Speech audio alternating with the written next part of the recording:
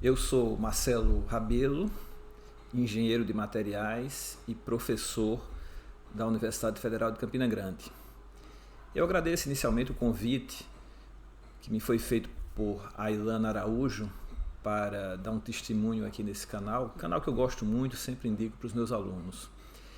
Muito bem, então nesse vídeo eu vou contar para vocês a minha história com a engenharia de materiais, as minhas dificuldades que eu tive na carreira, as incertezas por que passei, as opções que eu fiz.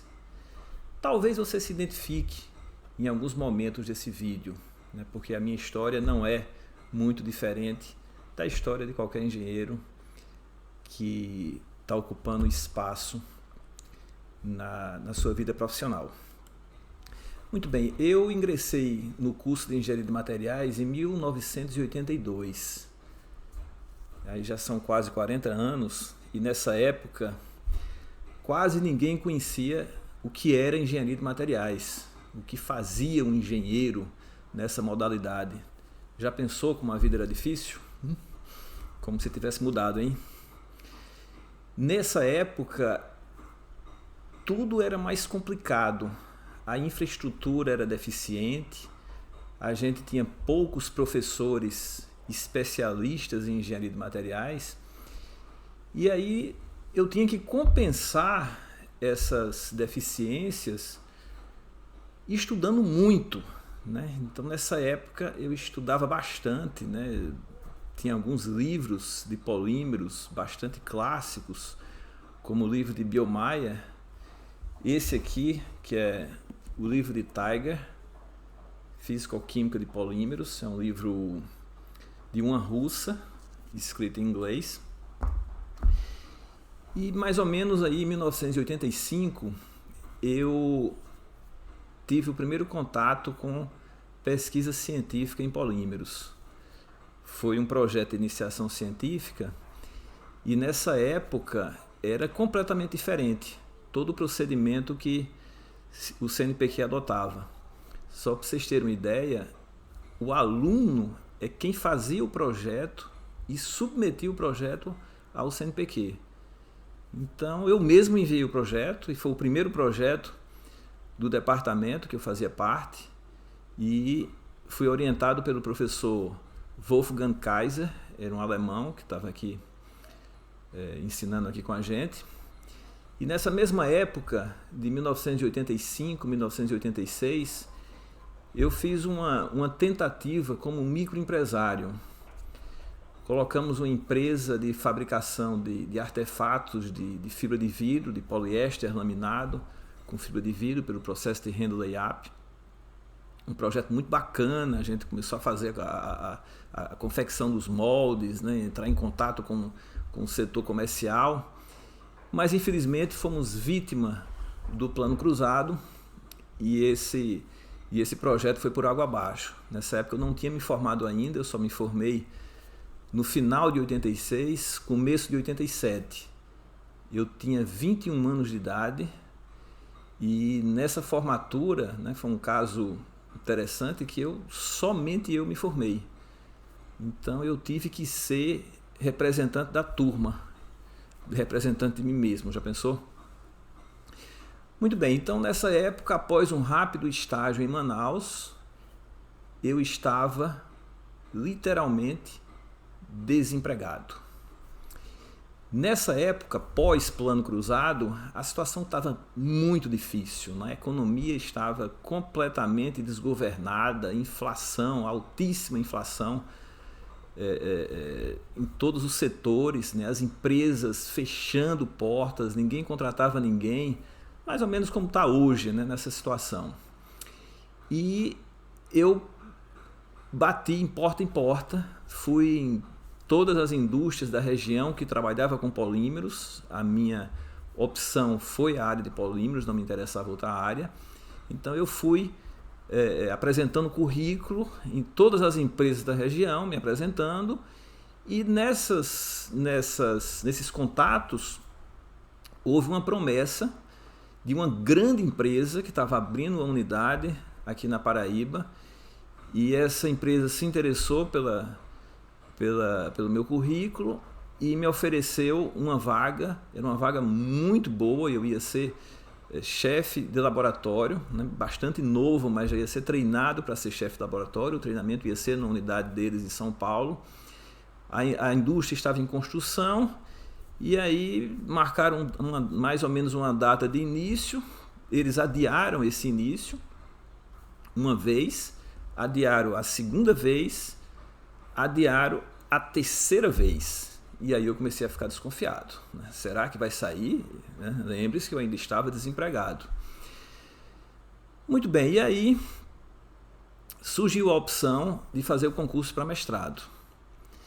Nessa época, o mestrado era diferente do que era hoje. Né? O mestrado era uma opção para quem fosse seguir carreira acadêmica. E como sempre que o mercado de trabalho fecha, a concorrência para o mestrado aumenta bastante. E nessa época a concorrência era altíssima, né? Tinha inclusive vários professores de universidades que estavam concorrendo. E a notícia que foi colocada é que teria talvez uma bolsa para mestrado. Então eu tinha que estudar para passar e tinha que passar em primeiro lugar, porque só o primeiro lugar ganhava bolsa. Então eu estudei muito e o mestrado era em engenharia química, significa dizer que eu tinha que estudar fenômeno de transportes, termodinâmica e matemática. Num cenário de muita concorrência, concorrentes muito fortes, e eu tinha que passar e tinha que passar em primeiro lugar. Pois bem, em julho de 87, saiu o resultado, era uma sexta-feira, saiu o resultado do concurso mestrado, eu tirei em primeiro lugar e nesse mesmo dia eu recebo um telegrama dessa empresa que tinha meio que apalavrado comigo, recebi um telegrama me convocando para iniciar as atividades de treinamento, marcando data e hora para a viagem. Então, foi uma situação que me deixou muito indeciso para que caminho eu iria seguir. Se eu caminhasse para a indústria, eu estaria com uma carreira no setor produtivo, iniciando bem, iniciando uma empresa de porte, iniciando uma função muito boa. Por outro lado, eu teria uma chance de iniciar uma carreira acadêmica, já que o mestrado, naquela época, era a porta para o início de uma carreira acadêmica. Enfim, depois de muita dúvida, eu acabei fazendo a opção pelo mestrado. Era um mestrado em engenharia química, eu iria trabalhar na área de materiais não metálicos, e eu fiz o contato com a professora Laura Hecker, que aceitou me orientar. Na época, todos os trabalhos eram em cerâmica, eu não queria trabalhar com cerâmica, e ela aceitou me orientar na área de compósitos. E eu sou muito grato pela confiança, fizemos inúmeros projetos conjuntos depois desse mestrado. E um pouco antes de terminar o curso, antes de apresentar a dissertação, apareceu o concurso para professor na área de polímeros, aqui em Campina Grande. E nas regras do concurso dessa época se poderia ter apenas a graduação, desde que fosse a graduação em engenharia de materiais. E eu decidi concorrer e precisei estudar muito, porque era apenas uma vaga e sabidamente, né, como o concurso era para graduação, se esperava uma grande quantidade de concorrentes. E, enfim, né, eu fiz o concurso, passei. Eu tinha apenas 24 anos de idade, o chefe de departamento era o professor Michel Fossi, e ele me instigou a propor novas disciplinas. Ele disse, não, você está chegando agora, né? O curso precisa dar uma renovada e tal. E aí então eu propus dois conteúdos programáticos, e esses dois conteúdos me influenciaram profundamente em toda a minha vida acadêmica. O primeiro foi estrutura supermolecular de polímeros, uma disciplina que lidava com a ciência dos materiais poliméricos do ponto de vista das estruturas internas desses materiais. morfologia, cinética de cristalização e etc. É um assunto que gosto bastante até hoje.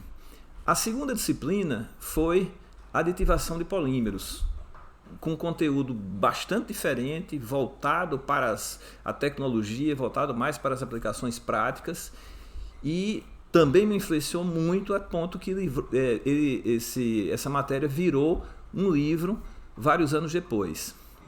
Nessa época, recém-ingressante, em 4 semestres apenas, eu havia ministrado 8 disciplinas diferentes, o que me deu uma base da engenharia de materiais muito boa.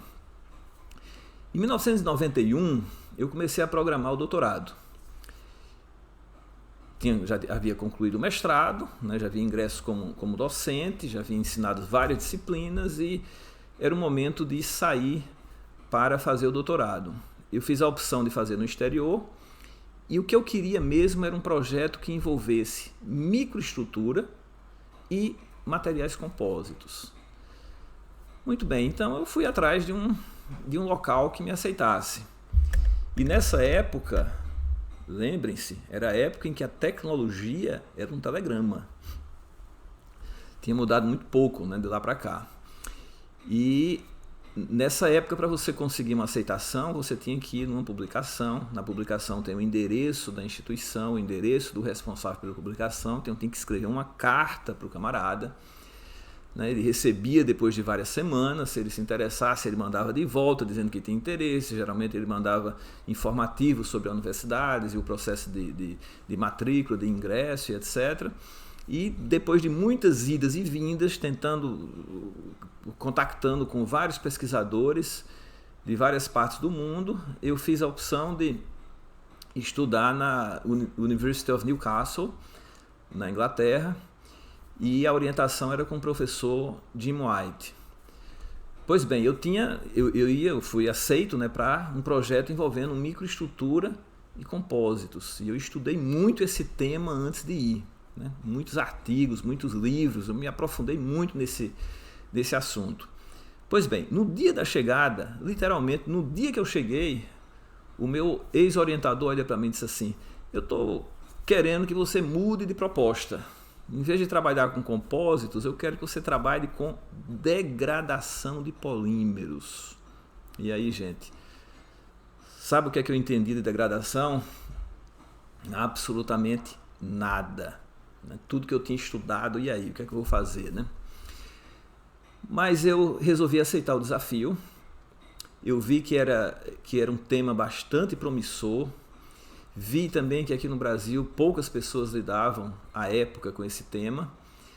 Mas tudo que eu tinha estudado de microestrutura foi de uma importância imensa para o meu trabalho de tese, já que eu consegui fazer boas correlações entre degradação e microestrutura do material, que são temas aparentemente bem diferentes e que eu dificilmente iria conseguir essas correlações se eu não tivesse uma boa base sobre a estruturação do material polimérico durante o processamento e tudo o que acontece durante a exposição. É o que eu sempre digo isso aos meus alunos: a leitura é o que move a pesquisa. A pesquisa é a base, por exemplo, a pesquisa laboratorial é a base, mas a maturidade científica, o aprofundamento, ela vem com a leitura. Tem que ler muito. O resultado desse esforço que foi feito foi bastante recompensado. A minha tese de doutorado está aqui, tá?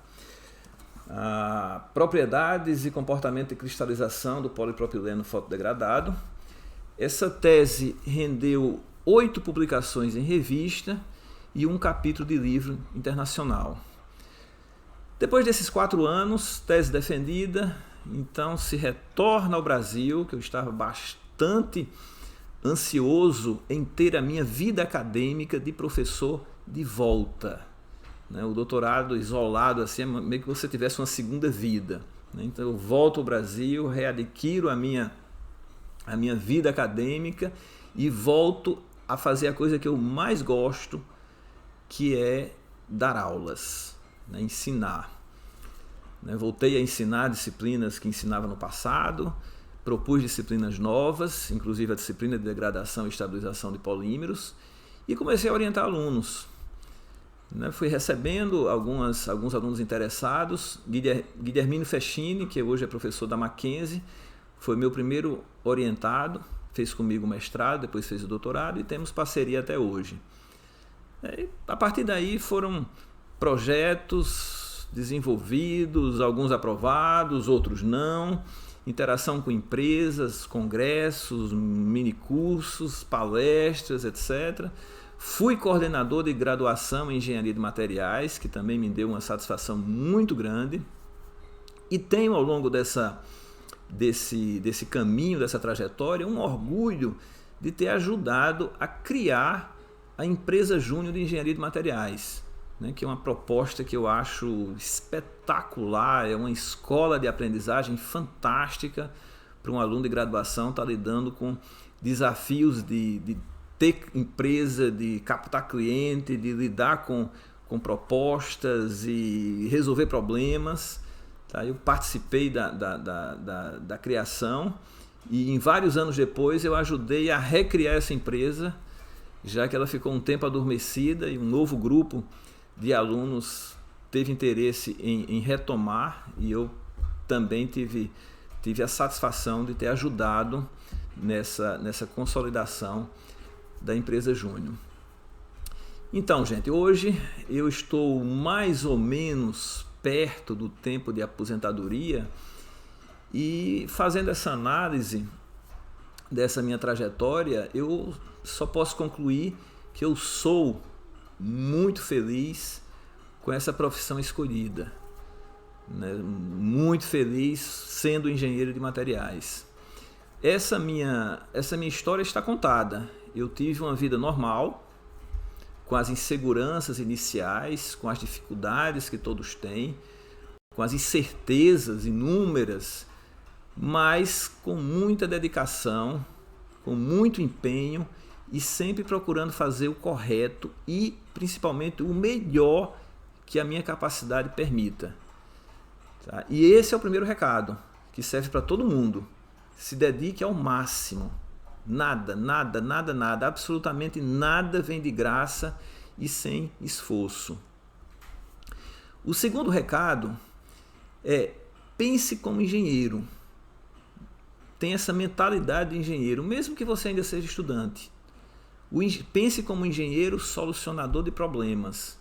O engenheiro que está antenado com a realidade de mercado. O engenheiro que tem atitude, que não desiste diante das dificuldades. Pense e haja como engenheiro, hoje e sempre.